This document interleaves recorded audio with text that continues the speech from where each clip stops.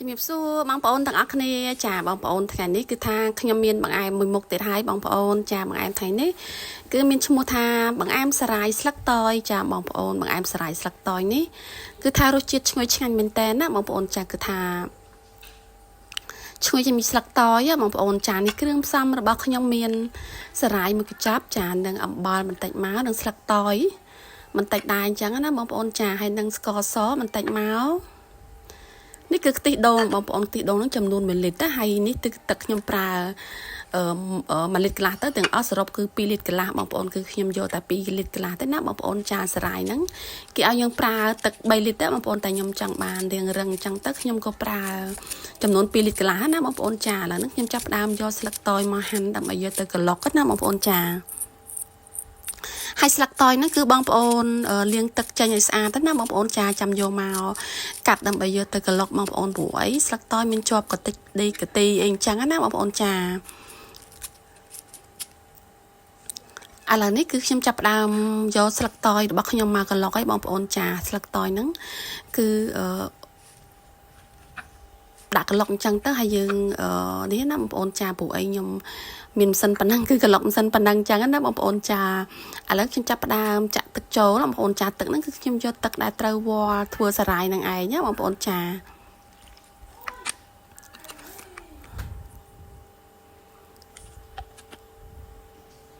ចាបងប្អូនឥឡូវនេះគឺថាក្លុករួចរាល់ហើយបងប្អូនចាគឺថា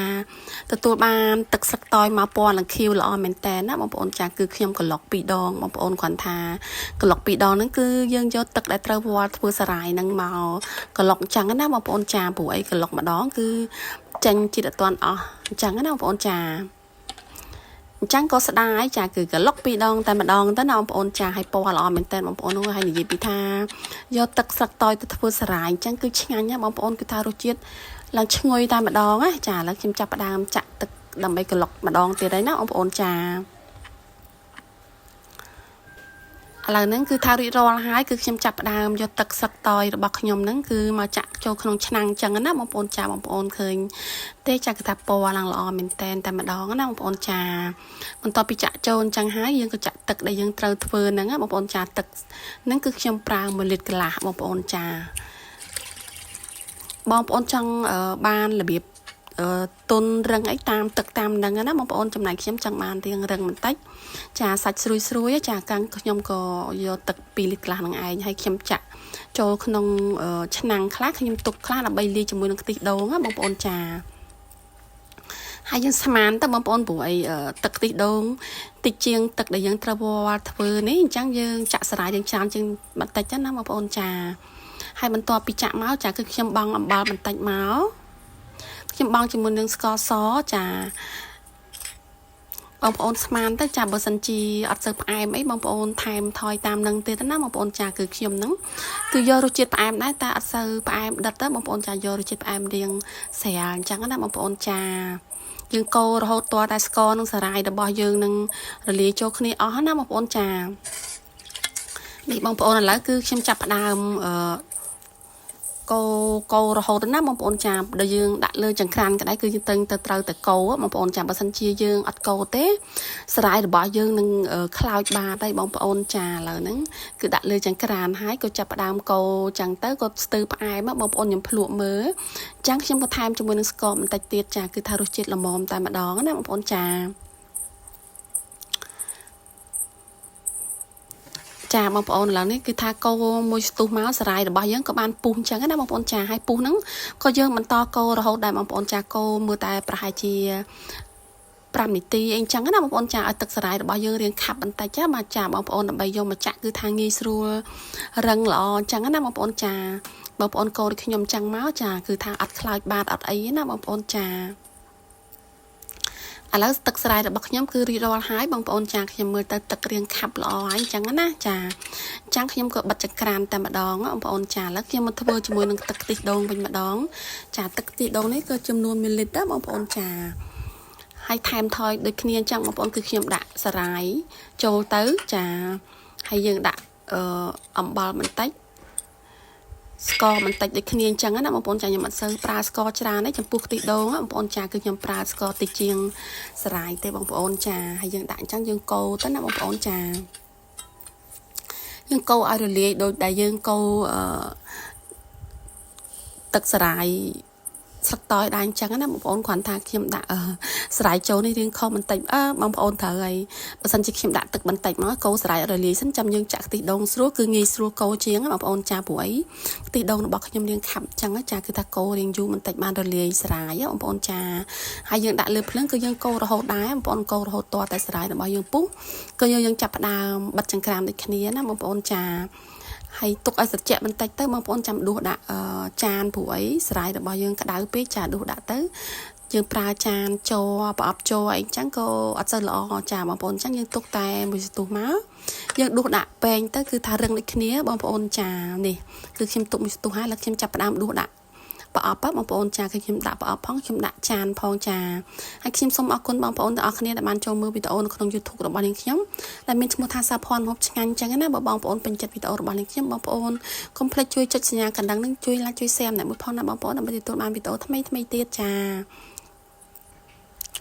ឥឡូវនេះគឺថាខ្ញុំដួសដាក់រួចរាល់ហើយបងប្អូនរៀងរឹងចឹងណាបងប្អូនចែកកុំឲ្យរឹងខ្លាំងពេកណាបើសិនជារឹងខ្លាំងពេកបងប្អូនដាក់ខ្ទិះដូងទៅគឺអត់ជាប់គ្នាល្អហើយបងប្អូនចឹងមើលតែរៀងរឹងតិចល្មមហ្នឹងយើងអាចដួសដាក់បានយើងដួសដាក់អញ្ចឹងណាបងប្អូនចាហើយដល់ពេលពេលឲ្យដួសដាក់អញ្ចឹងទៅដល់ពេលសារាយរបស់យើងរឹងទាំងអស់គឺខំជាប់គ្នាល្អមែនតើណាបងប្អូនចាបើសិនជាបងប្អូនទុកឲ្យសារាយស្លឹកតើយរបស់យើងរឹងហើយបានយើងចាក់ខ្ទិះដូងចូលពីលើគឺអត់សូវខំជាប់គ្នាល្អហើយបងប្អូនចឹងបងប្អូនមើលទៅប្រហែលខ្ញុំនឹងចឹងបងប្អូនដួសដាក់មកណាបងប្អូនចាហើយរសជាតិសារាយស្លឹកតើយមួយមុខនេះគឺឆ្ងាញ់ណាបងប្អូនចាគឺថារសជាតិឈ្ងុយចេញពីស្លឹកតើយតែម្ដងអញ្ចឹងណាចាហើយចំពោះវិធីធ្វើវិញគឺងាយលឿនទេបងប្អូនចាមានតែសារាយមានតែខ្ទិះដូងមកចានឹងស្ករបន្តិចមកចាគឺថាស្លឹកតើយអីអញ្ចឹងណាបងប្អូនចា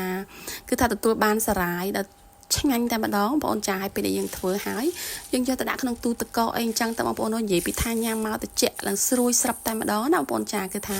សាច់សារាយរបស់យើងណាចាខ្ញុំចាក់ដាក់ប្រអប់អញ្ចឹងដើម្បីងាយស្រួលខ្ញុំចាក់យកមកកាត់ទៅបងប្អូនចាយើងពុតទៅពុតមកអញ្ចឹងមកគឺថាពេលដែលយើងផ្កាប់ទៅគឺមកឯងតែម្ដងណាបងប្អូនចានេះបងប្អូនចាគឺថាល្អមែនតែនសាច់សារាយថៃហ្នឹងបងប្អូនចាគឺថាធ្វើមកហ្នឹងគឺបានត្រូវចិត្តតែម្ដងបងប្អូនចាគឺថាអត់មានជ្រាយអត់មានអីទេគឺល្មមបងប្អូនចាហើយយើងកាត់ជាដុំអញ្ចឹងមកបងប្អូនចា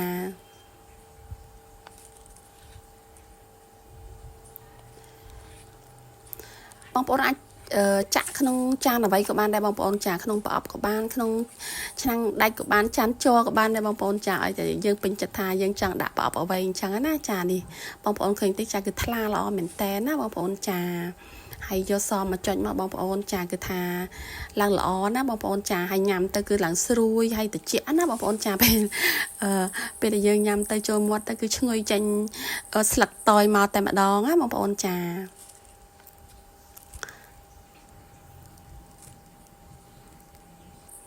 ចាបងប្អូនរៀបដាក់ចានទៅបងប្អូនហ្នឹងហើយយើងញ៉ាំអត់អស់អីយើងទៅដាក់ក្នុងទូទឹកកកទៅចាបងប្អូនថាបើកទូមកហូបបាត់ទូមកហូបណាបងប្អូនចាមានរបស់ឆ្ងាញ់អញ្ចឹងណាបងប្អូនចាបើបងប្អូនចង់កាត់ជាម៉ូតក៏បានដែរបងប្អូនយើងមានកបាត់យើងម៉ូតកាត់ជាជ្រុងអីចឹងទៅកាន់តែស្អាតចឹងណាបងប្អូនចានេះខ្ញុំមានដែរតែខ្ញុំភ្លេចបងប្អូនចាគឺយកកបាត់មកកាត់ធម្មតាតែម្ដងណាបងប្អូនចាដល់ពេលរៀបដាក់ចានហើយអញ្ចឹងមកបងប្អូនចាឃើញទេតំណងមែនតែម្ដងនេះបងប្អូនចាគឺថាចាប់ដើមកាត់បានម៉ូតខ្លះអញ្ចឹងណាបងប្អូនចាហើយគឺថាញ៉ាំរហូតបងប្អូនគឺថាឆ្ងាញ់មែនតែនណាអរគុណបងប្អូនទាំងអស់គ្នា